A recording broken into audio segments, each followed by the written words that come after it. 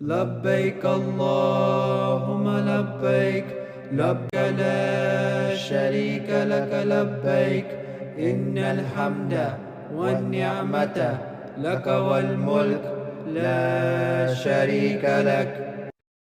السلام علیکم ورحمۃ اللہ وبرکاتہ۔ الحمدللہ اس سے پہلے والے لیکچر میں ہم نے آپ کو بتایا تھا کہ قربانی کرنی ہے، قربانی کے بعد بالوں کو منڈوانا ہے اور اس کے بعد کنکریاں مارنی ہے۔ آج جو کام ہے وہ ذی الحجہ کا آخری کام ہے، یعنی اس کے بعد آپ کا حج مکمل ہو جاتا ہے، اور وہ ہے طواف زیارہ، اور اس کو طواف افاضہ بھی کہتے ہیں۔ اسی ویڈیو میں انشاءاللہ ہم آپ کو بتائیں گے کہ ایام تشریق کون کون سے ہیں اور ان میں کیا کیا جاتا ہے، اور ساتھ ہی سعی کیا طریقہ بھی بتائیں گے۔ تو آئیے شروع کرتے ہیں۔ 10 ذی الحجہ کا آخری فرض رکن طواف زیارہ ہے، یہ رہ جائے تو حج نہیں ہوتا، اور میاں بیوی ایک دوسرے کے لیے حرام رہتے ہیں، تو یہ رکن کو ادا کرنا بہت ضروری ہے۔ جیسے آپ کو بتایا تھا نا پچھلی والی لیکچر میں کہ مینا میں جا کے شیطانوں کو کنکریاں مارنا، پھر قربانی کرنا، پھر سر کے بال منوانا، اس کے بعد احرام کو کھول دینا ہے۔ لیکن ایک پابندی رہتی ہے، وہ ہے میاں بیوی کی، کہ ابھی میاں بیوی ایک دوسرے کے لیے حلال نہیں ہوئے جب تک سے طواف زیارہ نہ کر لیں۔ یہ سارے کام کرنے کے بعد اب آپ مینا سے مکہ کی طرف آ جائیں، اور طواف زیارہ کا جو اہم وقت ہے، یعنی افضل وقت ہے، وہ 10 ذی الحجہ ہے۔ لیکن اگر کوئی 10 ذی الحجہ کو طواف نہ کر سکے تو 12 کو سورج غروب ہونے سے پہلے پہلے ضرور کر لے، اور اگر 12 ذی الحجہ کو بھی گزر جائے تو طواف زیارہ نہیں کیا تو تاخیر کی وجہ سے دم دینا واجب ہوگا، اور طواف بھی فرض رہے گا۔ یہ طواف زیارہ کسی حال میں ساقط نہیں ہوتا، اور نہ ہی اس کا کوئی بدل دے سکتے ہیں۔ اگر آپ نے یہ طواف نہیں کیا تو آپ کا حج سرے سے ہوگا ہی نہیں۔ اب ہے طواف زیارہ کا طریقہ۔ اگر ممکن ہو تو غسل کر لیں، ورنہ کپڑے تبدیل کر کے وضو کر لیں اور طواف زیارہ کریں۔ طواف زیارہ کے لیے غسل کرنا اور خوشبو لگانا بہتر ہے، عورتیں خوشبو نہیں لگائیں گی۔ پھر یہ ہے کہ حائضہ عورت پاک ہونے کے بعد ہی حج کے مہینے میں ہی طواف زیارہ کرے گی۔ لیکن اب کیونکہ حالات مختلف ہو چکے ہیں، مجبوری کے طور پر اگر حائضہ عورت فرض کریں کہ وہ مینا کی طرف آئی اور اس کو جو حیض آ گیا، اور اب وہ طواف زیارہ کیسا کرے، تو علماء اب اس چیز کی اجازت دیتے ہیں کہ بس صرف وہ طواف کرے، اور نہ وہ طواف وداع کرے گی اور نہ نفل یا نماز نہیں پڑھے گی، صرف 7 چکر لگا کے نکل جائے گی، کیونکہ اگر یہ نہیں کیے تو پھر ہسبینڈ اور وائف ایک دوسرے کے لیے حرام رہیں گے اور حج بھی نہیں ہوگا۔ لیکن جو مقامی عورتیں ہیں نا، اگر ان کو حیض آ بھی جائے تو وہ چلی جائیں، اور پھر جیسے ہی پاک ہوں واپس آ کے حج کے ہی دنوں میں جو ہے وہ طواف زیارہ کر لیں۔ اچھا، جیسے میں نے آپ لوگوں کو بتایا کہ ضروری ہے کہ غسل کریں، صاف ستھرا ہوں، خوشبو لگائیں، اور خوشبو جو ہے صرف مرد لگائیں گے، عورتیں نہیں لگائیں گی، یعنی صاف ستھرا ہو کر مینا سے اللہ کے گھر کی طرف یعنی مکہ کی طرف جائیں۔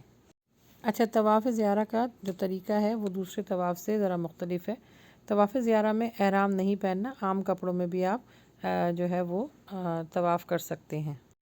اچھا، اس میں استباء اور رمل نہیں ہے۔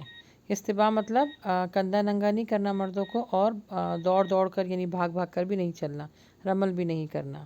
پھر طواف کے بعد 2 رکعت نماز ادا کی جائے گی، مقام ابراہیم پر 2 رکعت نماز پڑھیں۔ اس کے بعد جو حج تمتع کرنے والے ہیں ان کے لیے طواف کے بعد صفا مروہ کے مابین صحیح بھی ضروری ہے۔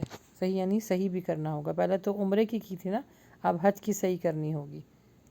اور جو حج قران اور حج مفرد کر رہے ہیں ان کے لیے طواف قدوم یا طواف عمرہ کے ساتھ کی گئی صحیح بھی کافی ہوگی۔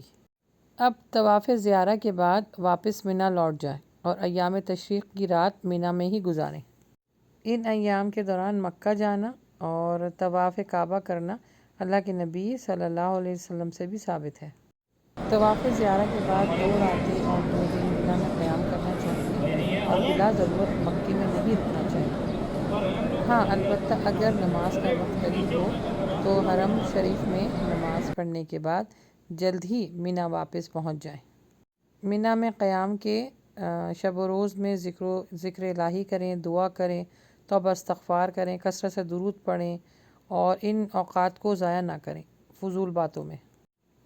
11 ذوالحجہ یعنی حج کا چوتھا دن، 11 ذوالحجہ کو صرف ایک ہی کام کرنا ہے جو کہ ہے آج زوال کے بعد تینوں شیطانوں کو کنکریاں مارنی ہیں، یعنی ایام تشریق میں روزانہ زوال آفتاب کے بعد تینوں جمرات جن کے نام ہیں جمرہ اولا، جمرہ وسطیٰ اور جمرہ عقبہ کو ترتیب وار اللہ اکبر بسم اللہ کہہ کر کنکریاں مارنی ہیں۔ اگر ترتیب میں غلطی ہو جائے تو دوبارہ ترتیب کے ساتھ رمی کرنا ہوگی اور ایک جانور قربان کرنا ہوگا۔ اور اس کا طریقہ یہ ہے کہ جمرہ اولا اور جمرہ وسطیٰ کو کنکری مارنے کے بعد ذرا ہٹ کر قبلہ رخ ہو کر دعا کرنا مسنون ہے، لیکن جمرہ عقبہ کے نزدیک دعا نہیں کرنی۔ ان دونوں میں دنیاوی گفتگو سے پرہیز کریں اور باکثرت دعا مانگیں، ربنا آتینا فی الدنیا حسنۃ وفی الآخرۃ حسنۃ وقنا عذاب النار۔ ان دونوں میں اللہ کا ذکر بہت زیادہ کریں۔ زوال کے بعد کنکریاں مارنا ضروری ہے۔ اچھا، جو میں نے بھی آپ کو نام بتایا نا شیطانوں کے، وہ آسان زبان میں اس طرح ہے کہ پہلے چھوٹے شیطان کو 7 کنکریاں مارنی ہیں، پھر درمیانے، پھر بڑے۔ اچھا، یہاں پر ایک بات کا خیال رکھیں کہ 12 ذوالحجہ کی رمی کر کے مغرب سے پہلے اپنی جگہ سے روانہ ہو جائیں، اور اگر وہاں آپ مغرب ہو گئی تو پھر اگلے دن 13 ذوالحجہ کی رمی کرنا ضروری ہو جائے گا، تو اس کا بھی خیال رکھنا ہے آپ نے۔ یعنی 13 ذوالحجہ کے لیے آپ کو وہاں سے نکلنا ہے۔ اگر کوئی شخص 12 تاریخ کو کنکریاں مارنے کے بعد مینا میں ٹھہر گیا اور صبح صادق وہیں کی، تو اب 13 تاریخ کی بھی جو رمی ہے اس کو مارنا ضروری ہو جائے گا، یعنی کنکریاں دوبارہ مارنا واجب ہو جائے گا۔ اب حج کے سارے کام الحمدللہ ہو گئے۔ تکمیل حج بیت اللہ کے بعد جس دن آپ کو مکہ سے رخصت ہونا ہو، اس دن آپ کو آخری طواف کرنا ہے، جس کا نام ہے طواف وداع۔ وداع کا مطلب ہے رخصت ہونا، وہاں سے اس جگہ کو چھوڑ دینا۔ جو حضرات حج بیت اللہ سے پہلے مدینہ نہیں گئے وہ مدینہ جائیں گے، اور جو حضرات حج بیت اللہ سے پہلے مدینہ جا چکے ہیں اب وہ اپنے وطن کے لیے روانہ ہوں گے۔ بہرحال جس دن آپ کو مکہ چھوڑنا ہے اس دن آپ آخری طواف کریں گے، جس کو طواف وداع کہا جاتا ہے۔ اور کسی خاتون کو اگر اس سے پہلے حیض آ جائے تو پھر وہ طواف وداع نہیں کرے گی، وہ جا سکتی ہیں۔ طواف وداع میں نہ رمل ہے، نہ احرام ہے، نہ استباح ہے، اور نہ ہی اس کے ساتھ کوئی صحیح ہے۔ بس طواف کریں، 2 رکعت نماز پڑھیں اور روانہ ہو جائیں۔ جی، تو الحمدللہ آج ہمارا حج مکمل ہوا۔ اگر جو کچھ اس میں کمی کوتاہی رہتی ہے وہ انشاءاللہ اگلی ویڈیو میں ہم آپ کو بتائیں گے کہ دم کیا ہوتا ہے، بدنہ کیا ہوتا ہے اور صدقہ کیا ہوتا ہے، کیونکہ حج کے دوران کچھ ایسی کوتاہی ہو جاتی ہیں، ایسی غلطیاں ہو جاتی ہیں کہ ہمیں اس کا پتہ بھی نہیں ہوتا، اور اس کی وجہ سے ہمارے حج میں خلل پڑتا ہے۔